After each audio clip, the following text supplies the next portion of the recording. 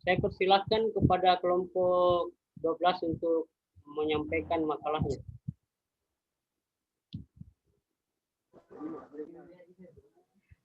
Apa?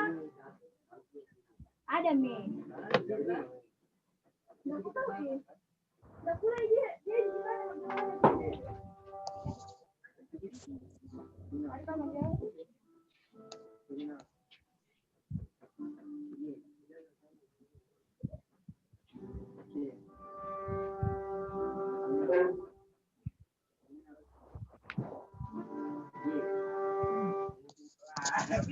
Cek.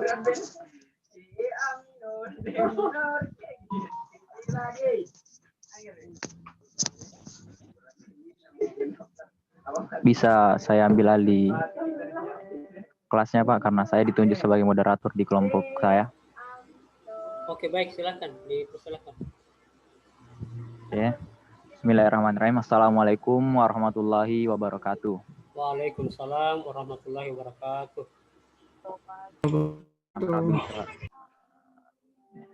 Rabbi syrah li sadri amri wa hlul 'uqdatam min lisani yafqahu qawli wa hadi qalbi wa saddid lisani bihaqqi sayyidina Muhammad Rasulullah sallallahu alaihi wasallam.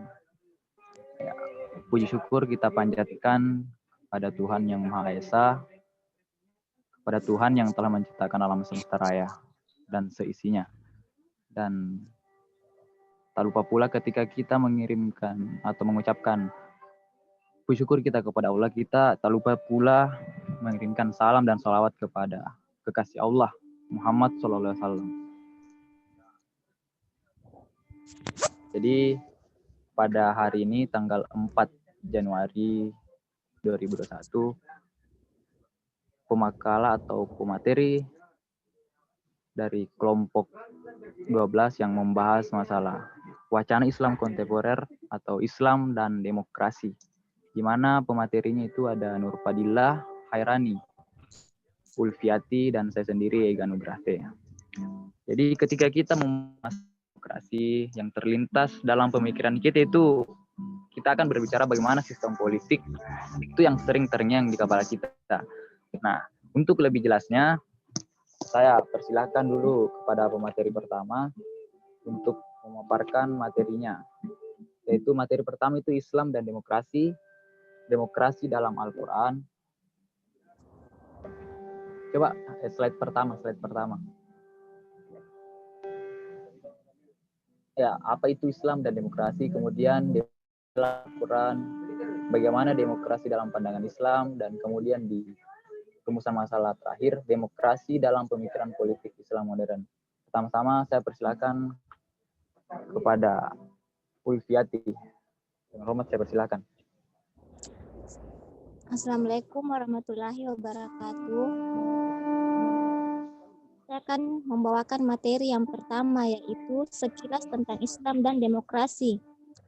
Jika dilihat dari liriknya, Islam dan demokrasi menurut Mahasin 1993 sampai 30, dua sisi yang berbeda, berasal dari wahyu, sementara demokrasi berasal dari pergumulan. Dan Islam memiliki dialektikanya sendiri. Namun begitu, menurut Mahasin, tidak ada halangan bagi Islam untuk berdampingan.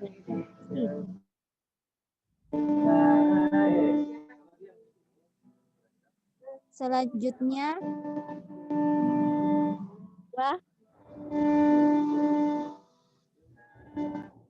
untuk materi yang kedua, yaitu demokrasi dalam Al-Quran.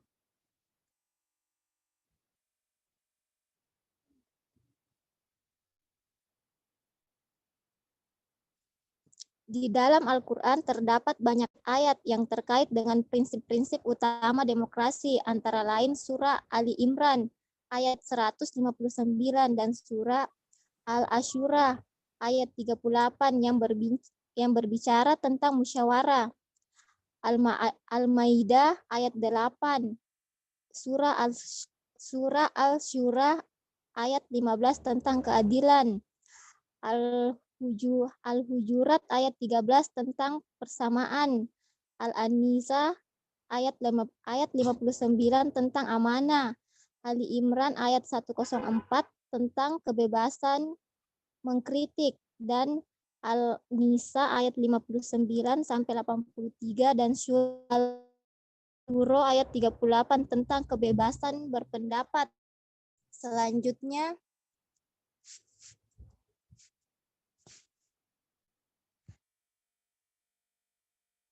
elemen pokok demokrasi prinsip Islam meliputi yaitu Asyura, Al-Musyawah, Al-Adalah, Al-Amanah, dan Al-Musyuliyah dan Al-Huriyah. Selanjutnya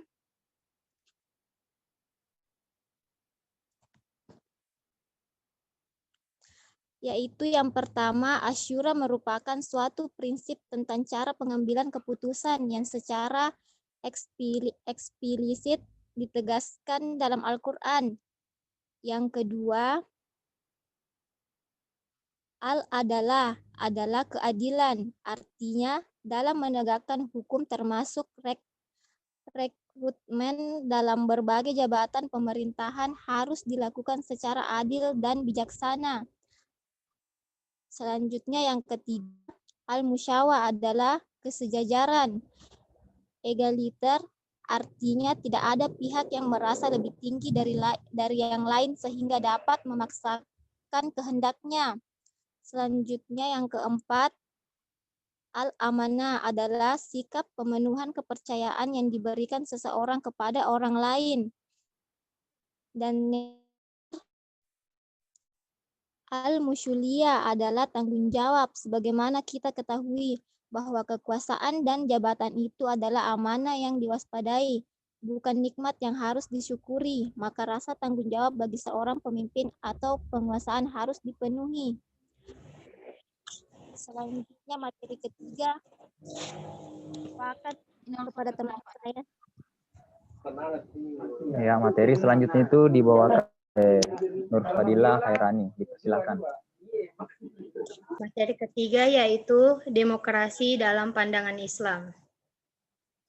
Esposito dan Piscatori memetakan wacana pemikiran politik Islam terhadap demokrasi menjadi 3 aliran.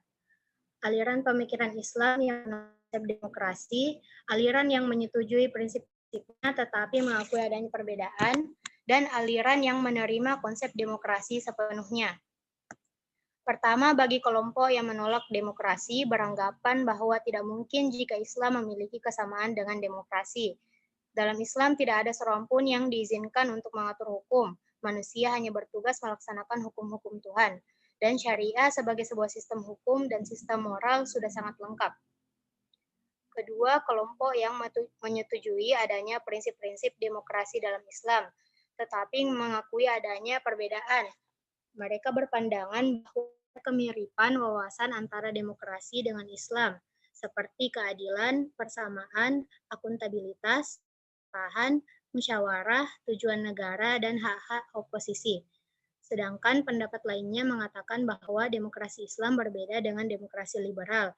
Kebebasan mesti dibatasi dengan hukum, dan kebebasan yang diberikan itu harus dilaksanakan di dalam batas-batas hukum Islam dan konstitusi dengan sebaik-baiknya.